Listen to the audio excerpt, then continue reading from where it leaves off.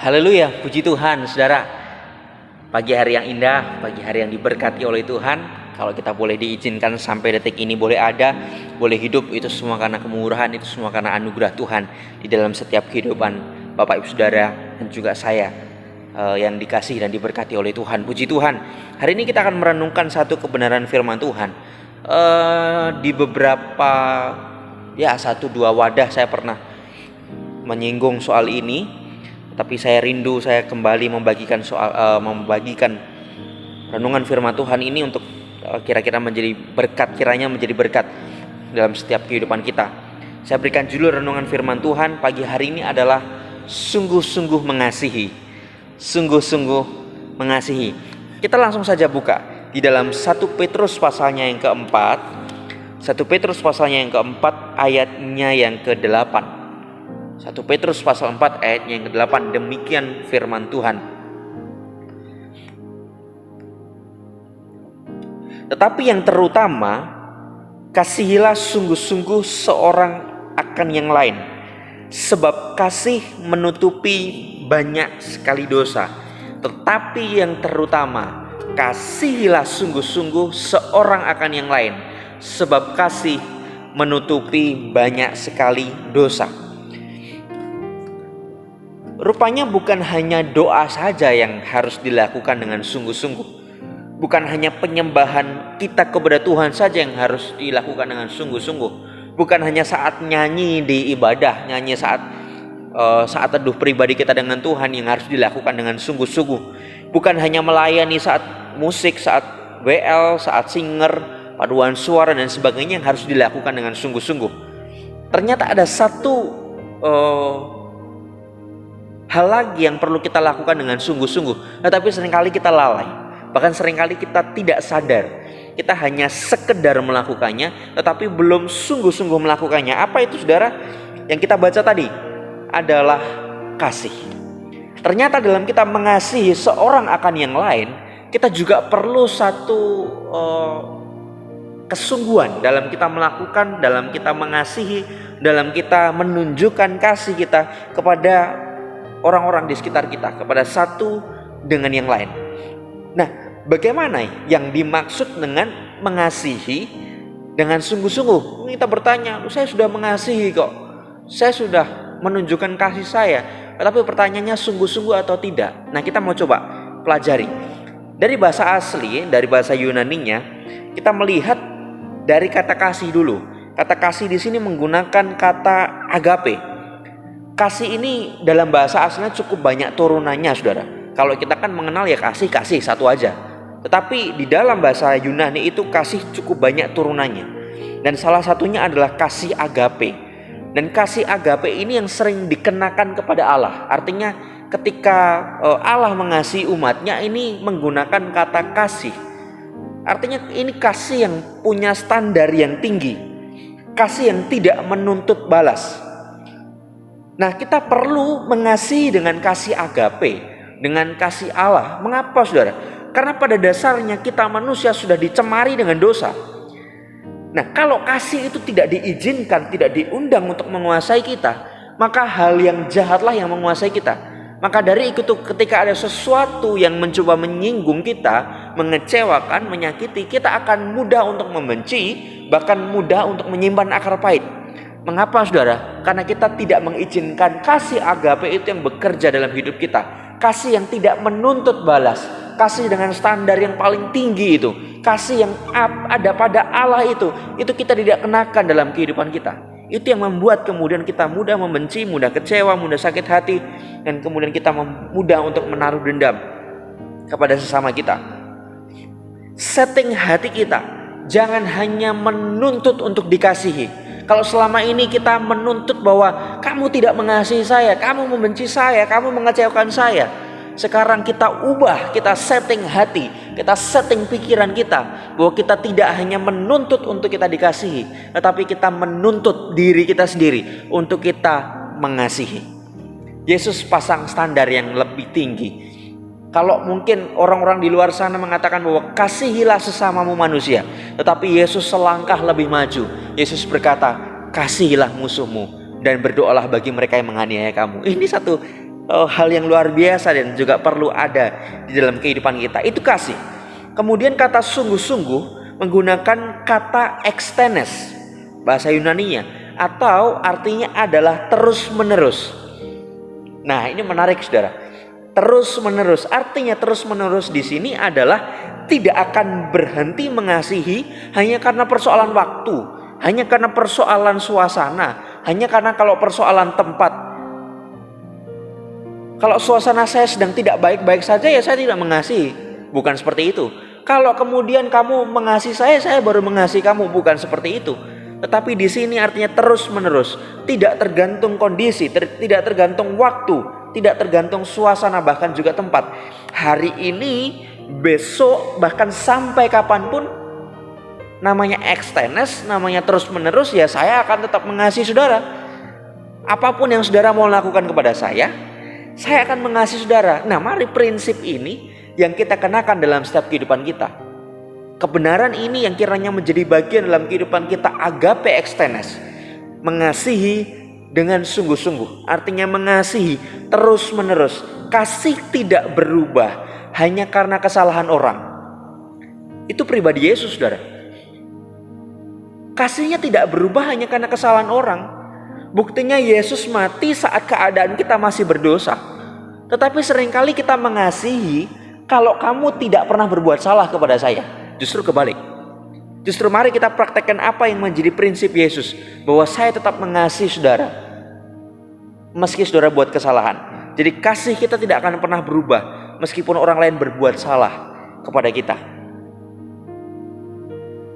Kasih jangan seperti payung, saudara, yang hanya dipakai saat hujan. Kalau tidak pakai hujan ditinggal. Bukan. Ini yang membuat kemudian seringkali kita tidak siap. Karena seringkali kita tidak tahu. Kita tidak bisa mengira-ngira orang itu menyakiti kita kapan, orang mengecewakan kita kapan. Nah, kalau kita pakai kasih seperti payung, kalau kita butuh baru kita kenakan, ya kita kehujanan duluan, begitu. Kita tidak sedia payung sebelum hujan, kita kehujanan duluan. Maka jangan kemudian hanya pakai kasih saat kita KKR. Tunggu altar call, tunggu didoakan, tunggu firman menemplak kelas baru kita pakai kasih. Tetapi mari kita kenakan kasih itu setiap hari dalam kehidupan kita, dan kasih itu yang terus memimpin langkah-langkah perjalanan kehidupan kita, dalam kita mengiring, dalam kita melayani Tuhan. Jadi jangan sampai kasih kita berubah hanya karena kesalahan orang, hanya karena juga perubahan sikap, perubahan karakter, perubahan perkataan, perubahan suasana yang terjadi dalam diri seseorang kepada kita. Tetapi mari kita belajar, kita punya agape ekstenes, mengasihi orang lain dengan sungguh-sungguh. Kasih yang sungguh-sungguh itu kiranya menjadi bagian dalam setiap kehidupan kita. Lalu pertanyaannya, saudara, alasan mengapa kita perlu mengasihi orang lain? Alasan mengapa kita perlu mengasihi orang lain, yang pertama, sebab kasih adalah hal yang terutama. 1 Petrus pasalnya yang keempat, masih ayat yang sama. Kita hari ini tidak baca cukup banyak ayat, kita hanya baca satu ayat saja. 1 Petrus pasal 4 ayat 8. Kita hanya fokuskan kepada ayat A untuk bagian ini. Tetapi yang terutama, ada titik 2 di situ, kasihilah sungguh-sungguh. Jadi artinya bahwa kasih, mengasihi itu adalah hal yang terutama. Bukan hanya Petrus yang mengatakan hal ini, saudara. Yesus pun juga pernah mengatakan hal yang sama di dalam Matius pasal 22. Ini ayat yang kita sangat-sangat kenal. Matius pasal yang ke-22 ayat 36 mulai sampai 40. 36, pertanyaan dari seseorang. Guru, hukum manakah yang terutama dalam hukum Taurat? Nah, dia tanya hukum yang terutama. Kemudian Yesus menjawab, ayat 37, jawab Yesus kepadanya, kasihilah Tuhan Allahmu dengan segenap hatimu, dan dengan segenap jiwamu, dan dengan segenap akal budimu. Itulah hukum yang terutama dan yang pertama. Dan hukum yang kedua yang sama dengan itu ialah, kasihilah sesamamu manusia seperti dirimu sendiri. Jadi mengapa kita harus mengasihi dengan sungguh-sungguh? Yang pertama, karena kasih adalah hal yang terutama.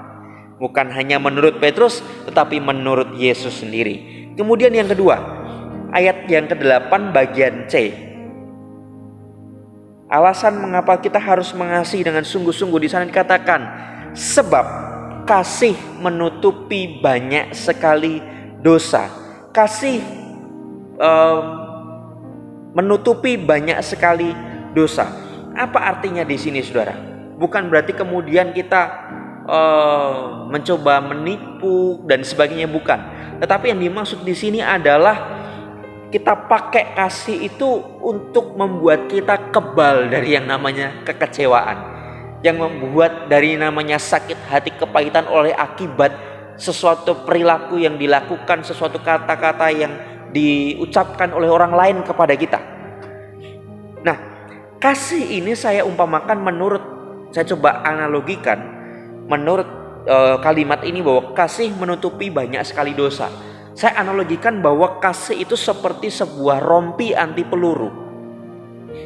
Rompi anti peluru. Kasih itu rompi anti peluru. Nah, kalau kita pakai rompi anti peluru, kemudian di ujung sana ada orang yang mencoba menembakkan peluru kepada kita. Saya tanya kepada saudara, apakah peluru itu kena kepada kita? Pasti kita akan menjawab, jelas kena. Apalagi kalau yang menembak itu adalah sniper terkenal, sniper handal, pasti kena kepada kita. Pasti akan kena kepada kita, badan kita. Tetapi keuntungannya saat kita pakai rompi anti peluru itu tidak akan bisa menembus dan melukai diri kita. Betul, saudara? Sama halnya dengan kasih.